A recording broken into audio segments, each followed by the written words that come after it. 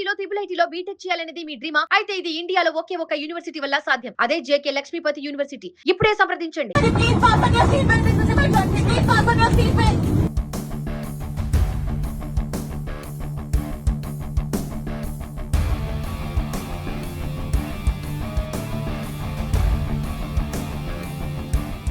విమానం గాల్లో ఉంది.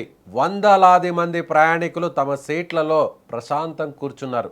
అంతా స్మూత్గా సాగిపోతుందనుకున్న సమయంలో ఒక్కసారిగా విమానం భారీగా కుదుపులకు గురైంది.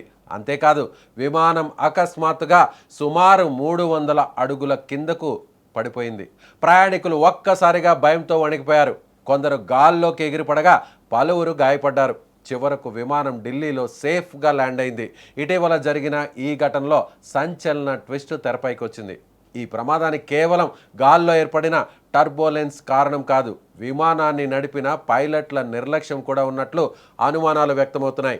విమానాన్ని నడిపిన పైలట్లు తీసుకొని ఫ్లైట్ను నడిపినట్లుగా సమాచారం బయటకు వస్తుంది. పైలట్కు జరిపిన డోపింగ్ టెస్ట్లో ఈ వ్యవహారం బయటపడినట్లు తెలుస్తోంది.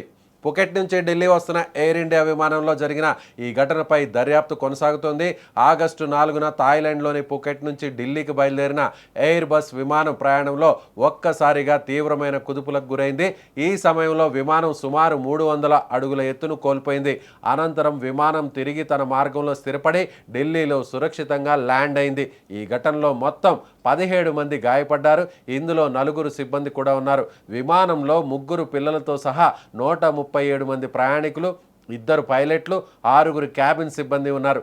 ఒక్కసారిగా విమానం కుదుపులకు గురై ఎత్తు తగ్గడంతో ప్రయాణికుల్లో తీవ్ర భయాందోళనలు నెలకొన్నాయి.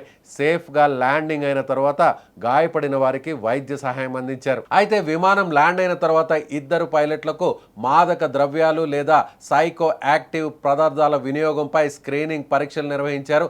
అందులో పైలట్ ఇన్ కమాండ్కి సంబంధించిన ప్రాథమిక స్క్రీనింగ్ ఫలితం పాజిటివ్గా రావడంతో మరింత నిర్ధారణ పరీక్ష అవసరమని తేలింది. దీంతో ఈ నమూనాను ల్యాబ్కు పంపారు. తుది రిపోర్ట్ రావాల్సి ఉంది. ఇదే సమయంలో ఈ విమాన ఘటనను పౌర విమానయాన నియంత్రణ సంస్థ డీజీసీఏ సీరియస్ ఇన్సిడెంట్గా పరిగణిస్తోంది.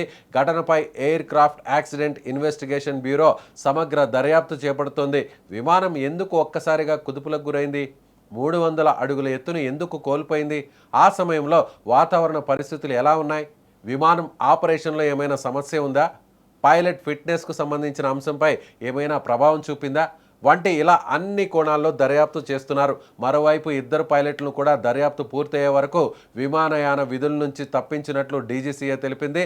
దర్యాప్తు టెస్టుల ఫలితాలు వచ్చిన తర్వాతే తదుపరి చర్యలపై నిర్ణయం తీసుకోబోతున్నారు అధికారులు. ఇప్పుడు అందరి దృష్టి ఈ 2 విషయాలపైనే ఉంది. మొదటిది, విమానం ఒక్కసారిగా 300 అడుగుల ఎత్తును ఎందుకు కోల్పోయింది? రెండోది, పైలట్కు నిర్వహించిన ప్రాథమిక సైకో యాక్టివ్ సబ్స్టెన్స్ స్క్రీనింగ్లో వచ్చిన ఫలితానికి తుది ల్యాబ్ రిపోర్ట్ ఏం చెబుతుంది? ఈ 2 ప్రశ్నలకు సమాధానాలు దర్యాప్తు పూర్తయిన తర్వాతే స్పష్టమయ్యే అవకాశం ఉంది.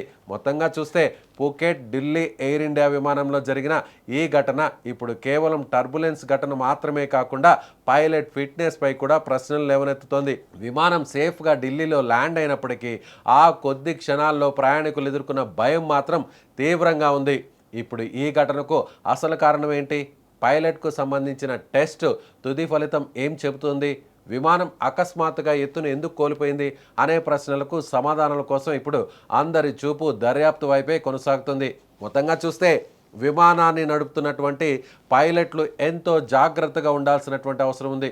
ముఖ్యంగా పైలట్లు ఏదైతే విమానాన్ని నడిపే ముందు అన్ని రకాల సంసిద్ధతను చూసే పరిస్థితి ఉంటుంది. కానీ ఇక్కడ పుకెట్ నుంచి ఢిల్లీకి వచ్చినటువంటి ఈ ఎయిర్ ఇండియా విమానానికి సంబంధించినటువంటి ఒక పైలట్కి జరిపినటువంటి డోపింగ్ టెస్ట్, అంటే తీసుకున్నారా, మాదక ద్రవ్యాలు తీసుకున్నారా దానిపై నిర్వహించినటువంటి ఒక టెస్ట్లో అక్కడ పాజిటివ్ రిజల్ట్ వచ్చినట్టుగా ప్రాథమికంగా తెలుస్తుంది. అంటే ఎవరైతే ఈ విమానాన్ని నడిపినటువంటి పైలట్ నిజంగా సేవించి విమానాన్ని నడిపారా అనేటువంటి అనుమానాలు ప్రస్తుతం వ్యక్తమవుతున్నాయి. అయితే పూర్తి స్థాయిలో మరిన్ని ల్యాబ్ టెస్టులు నిర్వహించాల్సినటువంటి పరిస్థితి ఉంది. మరింత స్క్రీనింగ్ను నిర్వహించిన తర్వాత అసలు వ్యవహారం బయటకు వచ్చేటువంటి పరిస్థితి కనిపిస్తుంది. అంటే నిజంగా ప్రాథమికంగా నిర్వహించినటువంటి ఈ డోపింగ్ టెస్ట్లో ఒక మెయిన్ పైలట్కు సో పాజిటివ్ రిపోర్ట్ రావడంతో ఒక రకంగా ఇప్పుడు అందరూ కూడా భయాందోళన చెందుతున్నారు.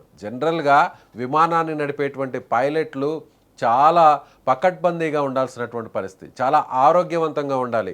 ఏ మాత్రం చిన్న నిర్లక్ష్యం కూడా వాళ్ళ వైపు నుంచి కనిపించకూడదు. అలాంటిది ఇక్కడ ఈ విమానాన్ని 100 మందిని తీసుకొచ్చేటువంటి ఈ విదేశీ విమానాన్ని నడిపేటువంటి ఒక పైలట్ తీసుకొని విమానాన్ని నడిపాడు అనేటువంటి ఒక అనుమానం బయటకు రావడం, ఆ దిశగా అక్కడ నిర్వహించినటువంటి ఆ టెస్ట్లో ఫలితం కూడా పాజిటివ్ రావడంతో ఇప్పుడు ఈ సంచలనమైనటువంటి వ్యవహారం మొత్తం డీజీసీఏ వ్యవహారాన్ని కుదిపేస్తున్నట్టుగా చెప్పవచ్చు. సో చూడాలి, విచారణ మరింత జరిగితే, దర్యాప్తు మరింత ముందుకు సాగితే నిజంగానే ఈ పైలట్ తీసుకున్నారా, మాదక ద్రవ్యాలను తీసుకొని విమానాన్ని నడిపారా, మరి ఇంత నిర్లక్ష్యంగా వ్యవహరించినటువంటి ఈ పైలట్ను ఏం చేయాలి చూడాలి. ముందు ఇన్వెస్టిగేషన్లో ఇది పాజిటివ్ వస్తుందా, లేదంటే మరిన్ని స్క్రీనింగ్ టెస్టులు నిర్వహించిన తర్వాత ప్రాథమికంగా నిర్వహించినటువంటి ఆ టెస్ట్లో వచ్చినటువంటి ఫలితం ఏమై ఉంటుంది తెలుసుకోవాల్సినటువంటి అవసరం ఉంది. Thank you.